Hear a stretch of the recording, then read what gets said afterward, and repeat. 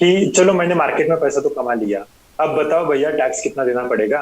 क्योंकि एक तो पार्टनर बैठा है जो हमने भले ऑफिशियली पार्टनरशिप ना किया हो, फिर भी हमसे कुछ ना कुछ परसेंटेज तो लेके जा रहा है गवर्नमेंट ऑफ इंडिया का। तो गवर्नमेंट ऑफ इंडिया को हमको कितना दक्षिणा देना पड़ेगा जब हम प्रॉफिट कमाएंगे तो। देखिए 2018 तक तो लॉन्ग टर्म कैपिटल गेन में टैक्स कुछ भी नहीं था। लेकिन 2018 से लॉन्ग टर्म कैपिटल गेन में पहले 1 लाख तक आपको टैक्स नहीं है। 1 लाख से अगर ज़्यादा प्रॉफिट होता है तो उसमें 10% का टैक्स, 4% का सेस, टोटल 10.40% का टैक्स इफेक्टिव रेट पर लगता है।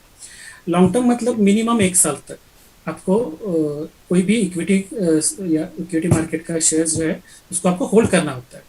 शॉर्ट टर्म मतलब मिनिमम 1 ईयर से अगर आप कम होल्ड करते हैं स्टॉक को तो वो शॉर्ट टर्म कैपिटल गेन होता है। शॉर्ट टर्म कैपिटल गेन में 15% का टैक्स रेट है, वो स्पेशल टैक्स रेट है, प्लस 4% का सेज है। ये दोनों मिलाकर इफेक्टिव टैक्स रेट होता है 15.60% का।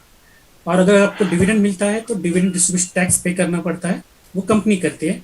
वो दस हम्म। परसेंट का डिविडेंड डिस्ट्रीब्यूशन टैक्स रहता है, 12% का सर्चार्ज रहता है और उस पर 4% का सेज रहता है। तो इफेक्टिव टैक्स रेट है 11.64। तो ये टैक्स हमें गवर्नमेंट को पे करना होता है।